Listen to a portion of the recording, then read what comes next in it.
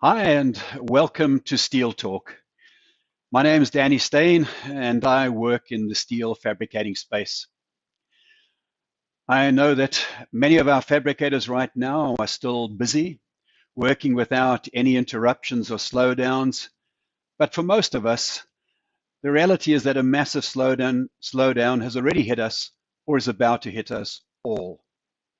And we're grappling with the fact that everything we forecasted and budgeted for 2020 has completely changed.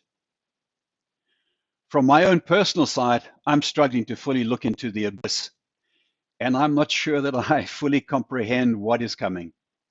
But I'm trying to surround myself with voices that are better educated, better informed, and way more creative than I am, and so that hopefully I can learn from their approach.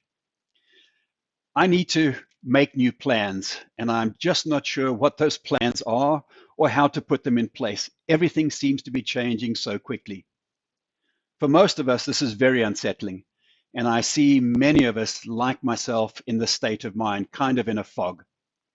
So the purpose of these discussions is to reach out to fabricators and insiders in our space and find out how they are responding, what action they have taken, and where do they see this going. I want to see the creative steps that they are taking to minimize their disruptions or possibly even pivot and use creative ideas and solutions to capitalize on opportunities that might arise in these unusual times. And I want to share this with you, our viewer. So for those of you following our session live, please post your questions and comments in the comment section, and I will try and see if I can get to them during our discussion. Today, I'm thrilled to welcome as my very first guest, industry insider Ricky Horton. He's the president of Fabrication Information Systems. I thought Ricky would be a great first speaker because he deals with fabricators throughout the USA and around the world. Welcome, Ricky, and thanks for having me, Danny. How are you doing? Doing well. Just trying to figure out how to get through this, but it's good. It's really going well, though. Good talking For those with of you. our viewers who might not know who Ricky is, if you wouldn't mind, Ricky, just give us an insight into your experience in the fabricating space and what you and your company does.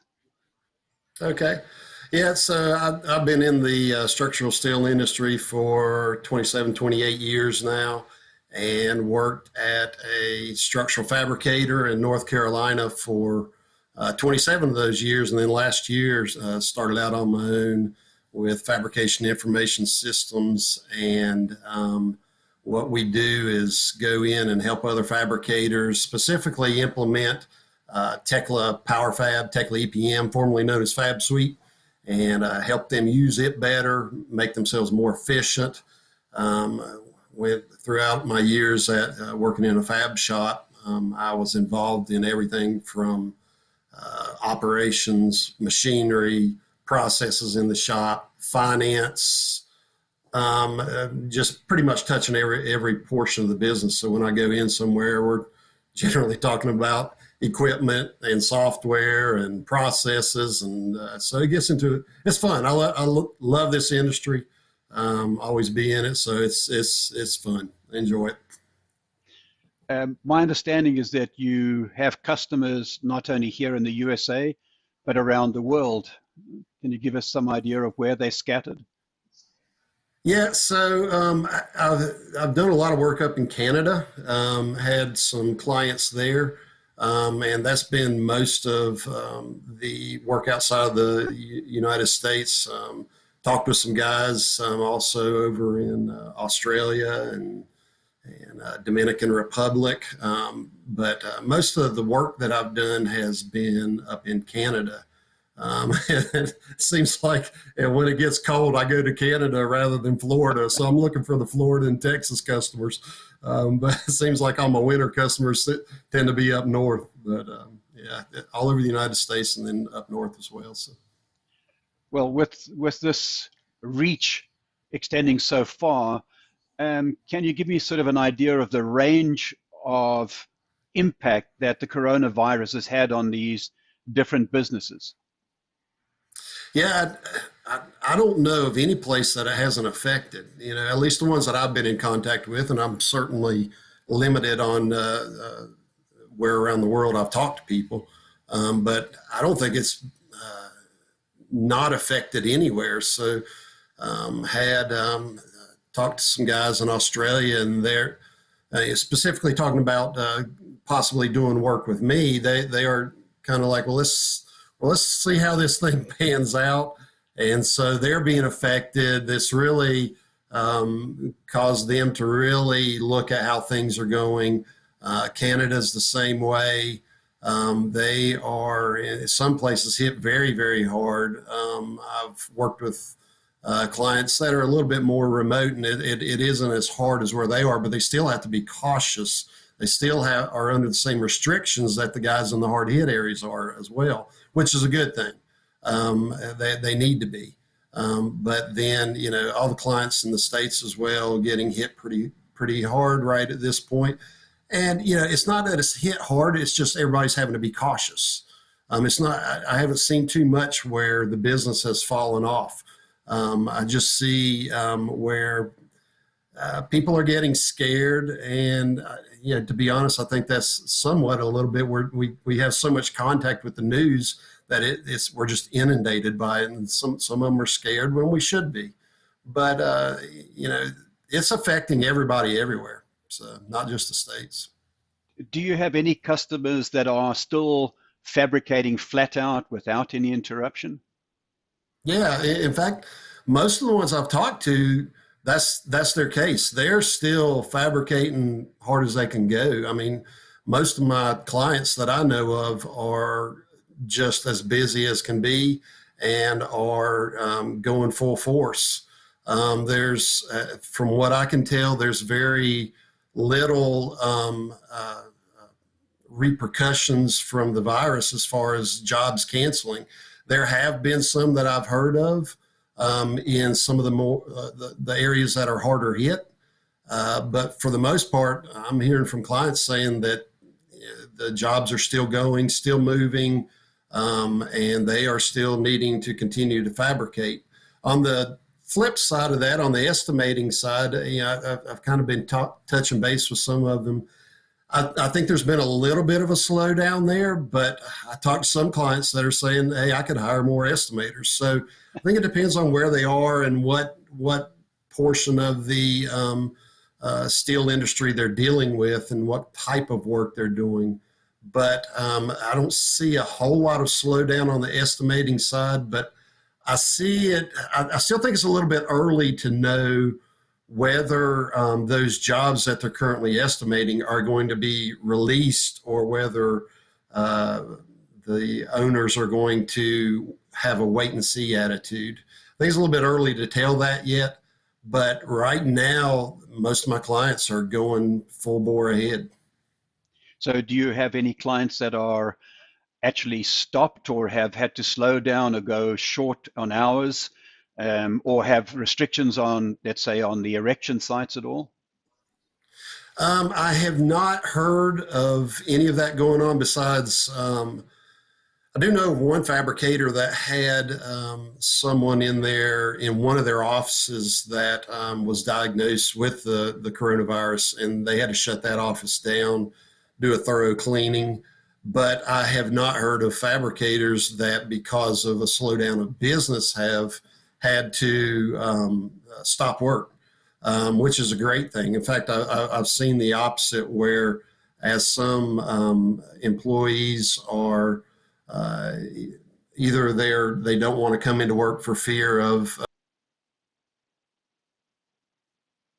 president who said, I'm out there with a torch in my hand and loading trucks. So yeah, they're continuing to move. I have not seen a whole lot, and I'm sure there are some. I'm sure there are some that have probably slowed down, but most of the ones I'm talking to are no slowdown in their business. Well, that's great to hear. Unfortunately, that's not the case for all of our customers. I was chatting to some fabricators in South Africa right now, and they're under a total lockdown, pretty much house arrest, threat of being arrested and fined if they walked outside. But every single construction site, 100% of all construction sites, there are no exceptions, are all shut down.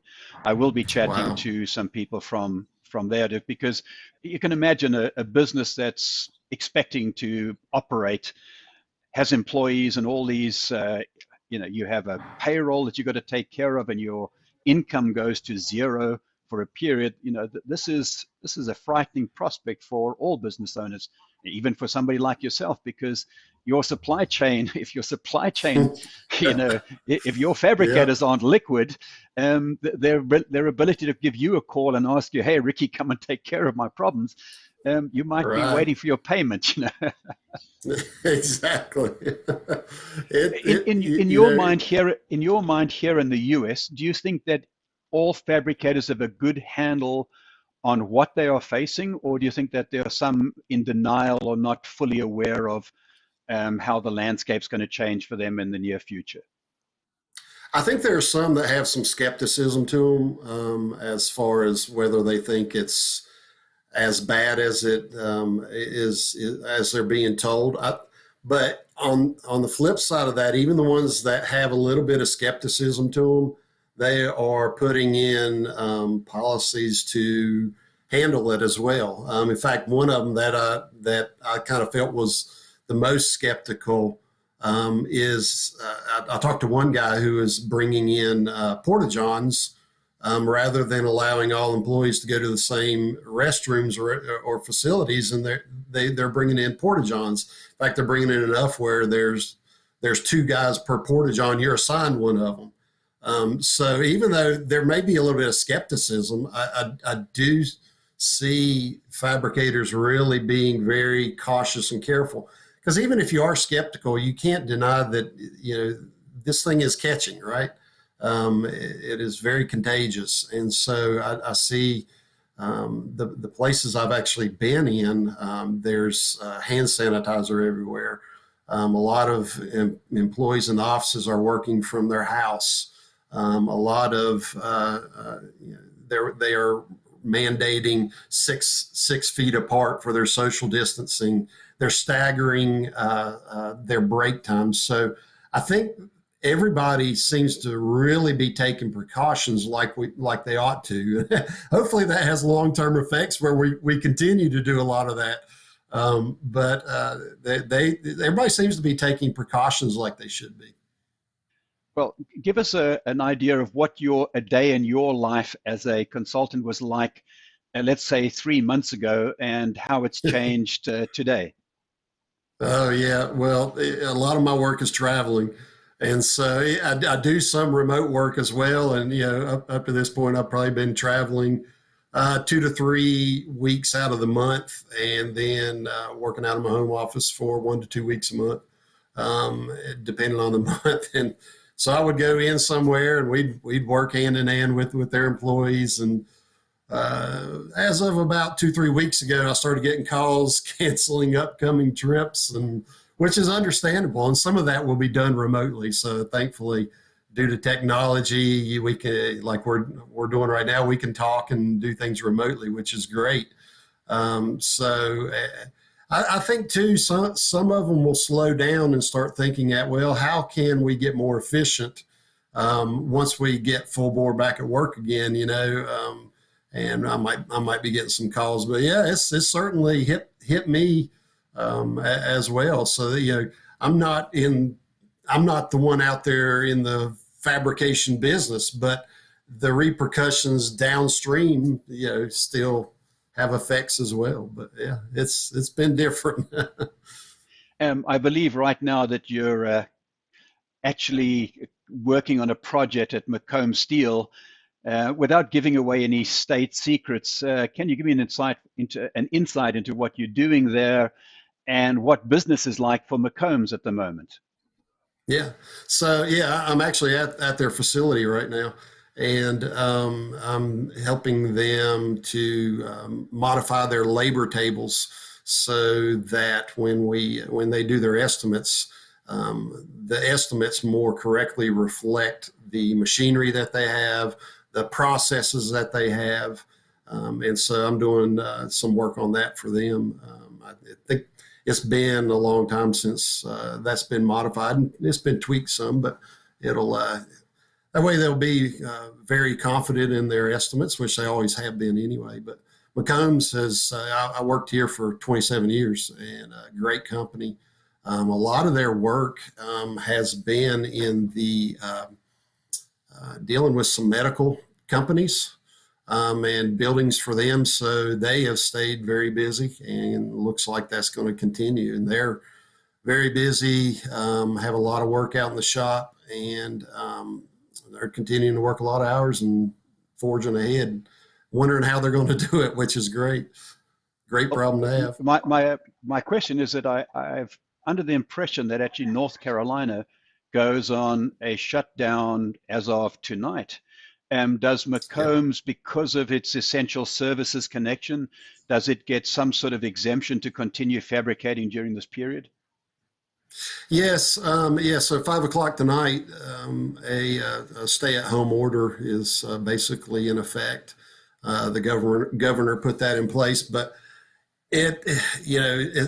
essential businesses can continue to operate, and they do have to continue to do the social distancing and do everything that the CDC requires, or is suggesting, and which I think most of them are. But fortunately, in the States, from what I've seen, construction and steel fabrication is considered still part of essential business in most places. The AIC actually has a good, they put out resources for the virus, and so you can look up state by state, which I would suggest everybody goes there and looks at those resources they have. But it looks like most of them are still considered essential businesses and will continue to operate, which is great. But that everybody's being cautious, when they go into work. So.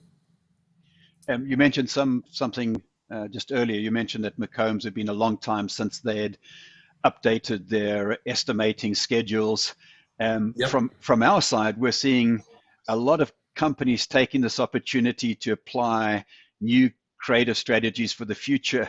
The surprising thing is that we're actually seeing some companies, the really brave ones, reaching out to us for capital purchases, something that we would not have anticipated.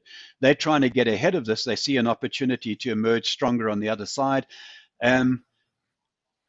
Also seeing people rolling out new technology, and they're taking the opportunity of a lighter workload to roll out something that they might not have been able to do, 6 months or 12 months ago while they were totally slammed. There's always changes in flow that we'd like to implement, how we move the material through the shop. Not always easy to change things when you're slammed, but if you go slow, a lot of these projects that have been on the back burner sometimes for years, they can be rolled out. And I wouldn't be surprised if somebody like you might actually benefit from this, because things like software or skill sets that you can put your time into, these can be learned when you're not busy. It's really tough to embrace a new piece of software when you're totally slammed, when Right. your phone's going every minute of the day and you just can't devote an hour or two to learning something new. While it's quiet, we can look at stuff. We can even examine different offerings, whereas before, if a salesman got us on a bad day and just said, this is what you need, we would just buy it because we didn't have the time to even investigate anything else. So I anticipate your phone's going to ring quite a bit. I think you might find yourself pretty well placed. Well, anyway, I'm hoping that for you. Yeah. I hope so too. Are you seeing people looking at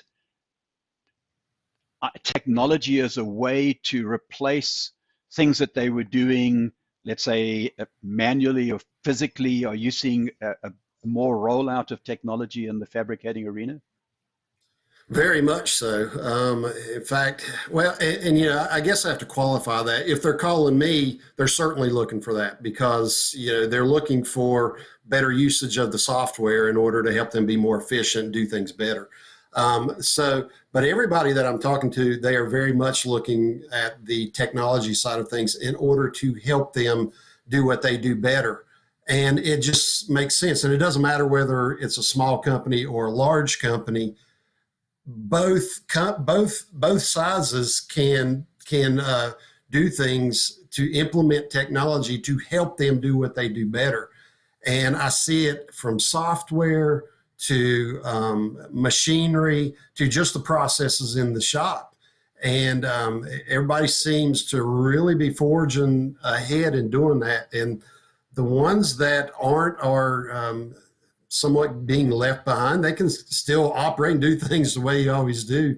But people are really wanting to take technology and let it help them, which makes sense. I've seen it. Man, that's what I have loved doing over my career, is kind of being out there on the cutting edge, and how can we take what is being done today and implement that into our processes to make it better. But then, you also have to be realistic. There's sometimes when I've walked into a company and I said, look, that's something really, really cool, right? But it doesn't make sense for what you do. And so sometimes it can get in the way, and the next cool thing is not necessarily what somebody needs to implement. But there's so much out there that can help fabricators. And I agree with you. I think now, if things do start slowing down, I do expect to see a lot of people saying, let's take this time to do those things which we didn't have time to do before. I mean, a lot of times when I go into a company and start implementing software, they're like, we have to have it done by this time because this is our busy time. Or we got this huge contract coming up that is going to take a lot of time, so we have to get it done before that really, really busy time. Makes sense in this slowdown. If it becomes a slowdown, it makes sense for fabricators to start looking at that again, and makes total sense. And thankfully, you can do things remotely now. So it makes more sense. It's probably more effective when you're face to face, but online is easy to do now. So yeah, I think you're spot on this. I think so many of us have software or systems in place, but we're only using a fraction of their power because we haven't really had the time to dive into it and fully understand the power that it has. And so this opportunity that's presenting itself might be an opportunity to really dig deep, learn what it does, roll out some of the stuff. On a let's call it non-IT or software side, I would recommend that fabricators are taking the opportunity to do planned preventative maintenance on their machines. If stuff is slowing down, you're not getting throughput through there, pull your machines apart, get service techs in as long as they can travel, or do it yourself. I'm sure most companies like ourselves are doing some remote diagnostic dial-up. We can advise people what to do, but getting your machines fully sorted so that when production does come on stream, and that's the one thing I know about America, is that it will come on gangbusters, but being ready for that and not just sitting around and just looking at it. Loading up on mission critical spares, that sort of thing, and taking an inventory of your consumables, doing all of these things, clearing out the junk. And I don't just mean this in terms of stuff on the factory floor, but even in the offices, there's so much stuff that gets accumulated, and we don't even notice it until we really have time to look at it and clean it out. And I see some opportunities for some streamlining to happen on the fabricating floor, certainly in the IT side, certainly in the administration side. For us as machinery salespeople, we're developing new skills and learning how to use technology better. And some of my manufacturers that are partners with us are developing some really cool new training modules, and even training people how to do self-installs. And in a future episode, I'm going to talk about some of these really intriguing things that have only just appeared in our world in the last 3 or 4 weeks, things that were just never even considered before, because we had let's call it the easy way to do it, put a guy on a plane and let him go and do it. Well, when you don't have that luxury, you can't just say, well, we can't supply machines, we can't install machines, otherwise that flywheel comes to a grinding halt. We have to keep on supplying equipment and being allowed to install it, but we've got to find a way for somebody else to do it themselves. So it's going to be an interesting time. Are there any things that you would recommend that fabricators do when their business slows down? Yeah, well, kind of going back to what we were just talking about, when you look at, well, take machinery or the software, if you're putting machinery in place, or whether you're looking at implementing some new technology, a lot of times it looks like this huge mountain that you just can't, it's going to take a lot of work to get over that mountain before you see any benefit from it. And so, yeah, take that time to really dig into it, find the resources that can help you to make that software or that machinery work better for you. Education is always a good thing. There's so many resources online for whether it's software or just picking up some other software that might could help you. I know a guy right now that it decided he wanted to pick up Python and learn that programming language and utilize it. Learn something, do something, rather than being on our phones for 14 hours a day at home. Always constantly pushing forward and learning. And there's just so many resources for that now. So, take advantage of any downtime you might have and really make it work for you. Interesting you say that. My wife and I have been chatting about scanning and digitizing our family photograph albums. I think we've been talking about this for a few years. We started doing it this weekend. We felt we need to have something that we could pass on to our future generations. They have no idea what a photograph album is, and all of those photographs are slowly decaying with time. It's been a really interesting process. Look at my personal decay from being a young, bachelor in my youth into what happened now with no hair left or anything like that. So anyway, are you tackling any personal project that were on the back burner for yourself? Well, I'll tell you what, I think a lot of people are going to come out on the backside of this virus thing with some really clean houses. I think there's a lot of that going on right now. So yeah, there's some of that going on. And then my wife and I were adding on to deck behind our house, and I'm not doing that work, but I'm having I had somebody else building it. But of course, there's a lot of side projects that happen once that goes on. Oh, wow. Now the house looks dirty. I got to wash the house, I'm sure there's a honey-do list that's a mile long right now. And I'm trying to give my wife one of those too, but she doesn't take to me giving her a list either. Ricky, a little birdie told me that you play the guitar. Is that something that you're playing around with at home, or do you do this publicly? Do you play in a band or at the church? What do you do with that? I play at the guitar. Let me put it that way. I've been at it about 3 years. I've always wanted to learn an instrument, and I got really obsessed with it for the first year or so I was learning it. And I'm actually playing. I play in our church, and so I get to play just about every week. But I would say I'm a little bit more than a beginner. Let me put it that way. But I just absolutely love it, though. My son really got me into it, and he's a phenomenal player, and he's way better than I am. I can't hardly even keep up with him, but I just love playing. Is this your younger son or your elder son? My oldest son. Yeah. He's a Marine in Jacksonville at the moment.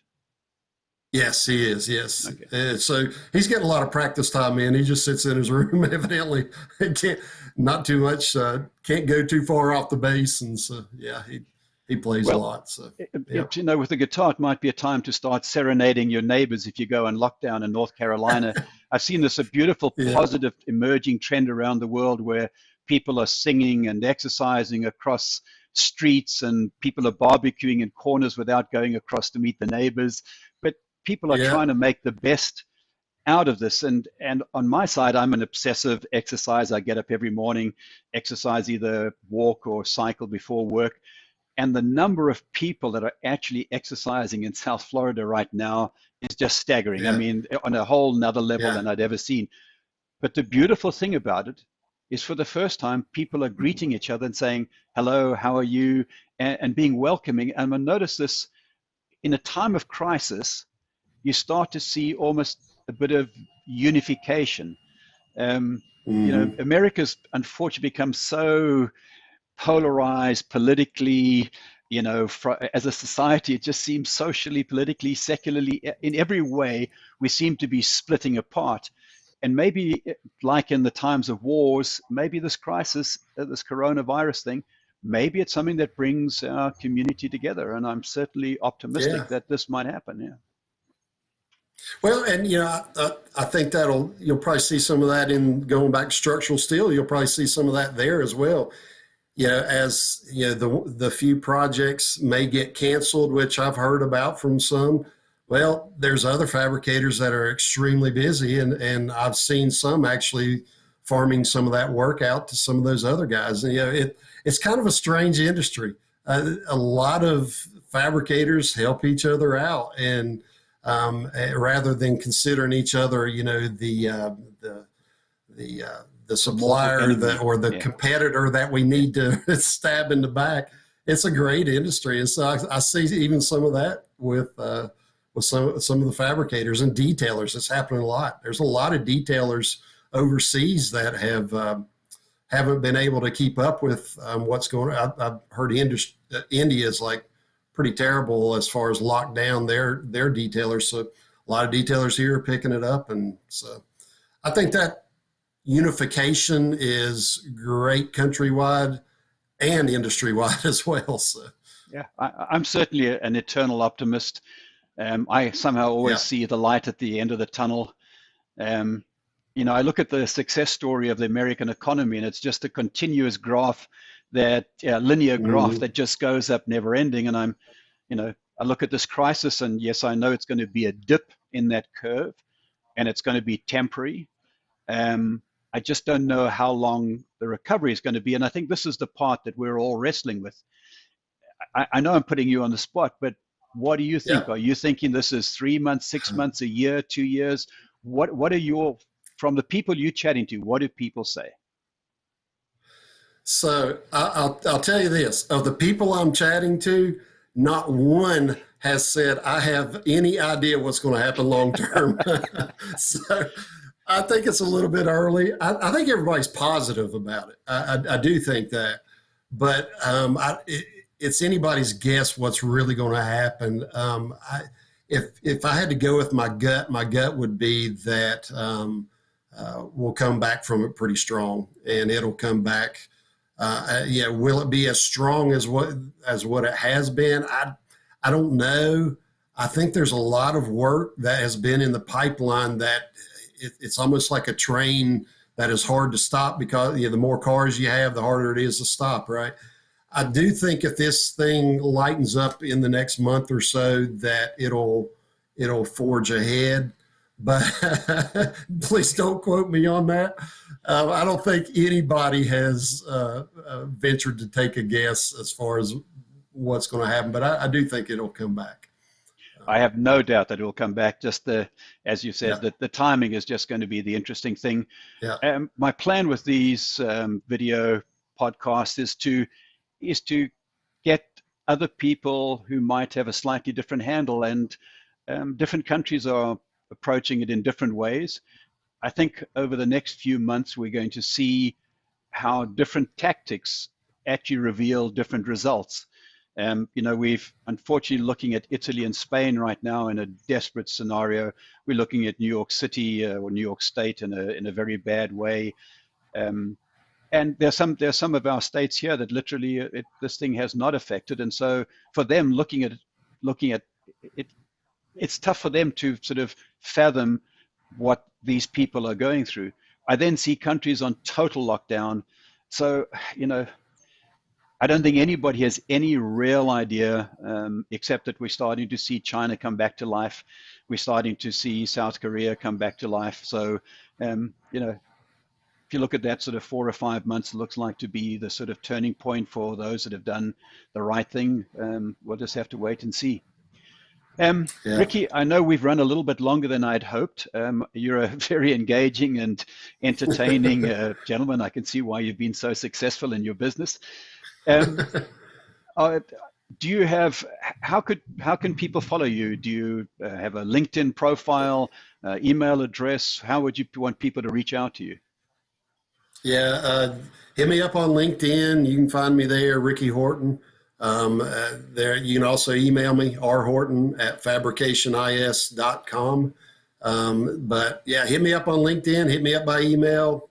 Happy to talk with anybody. I love talking with fabricators, even if even if they're not a client. I love talking with them. So I love yes, the industry. and we'll provide links to your LinkedIn and your email address below in the show notes. Okay. Before we go, are there any words of wisdom that you wish to share with our audience? Things that your dad might have told you way back when that you still live by today? Anything that you think is worth sharing? Yeah, and something I've passed on to my sons. If you work hard, you're going to be fine. Hard work makes up for a lot of things. So work hard and stay at it. And it's true. So there's my words of wisdom for the day. So thank you, Ricky. I really appreciate it. Thank you so much for joining us. I just really ask that you and your family and everybody that you're in contact with be very, very careful. Stay healthy, and I look forward to shaking your hand and giving you a hug sometime in the very near future. So please stay safe. And to all of our viewers who joined us in for our live video, sorry that I was not able to get to your questions. I was trying to figure out the technology. I'm a slow learner. We'll figure this out. I hope you found it entertaining and useful, and hopefully there were some insightful takeaways. If you did, please give us a big thumbs up and possibly subscribe click the button below here. And we'll see you shortly in our next video. We'll post a schedule of who our guests are going to be. And thank you all. And Ricky, see you soon. Thanks. Goodbye. Thank you, Danny. Bye-bye.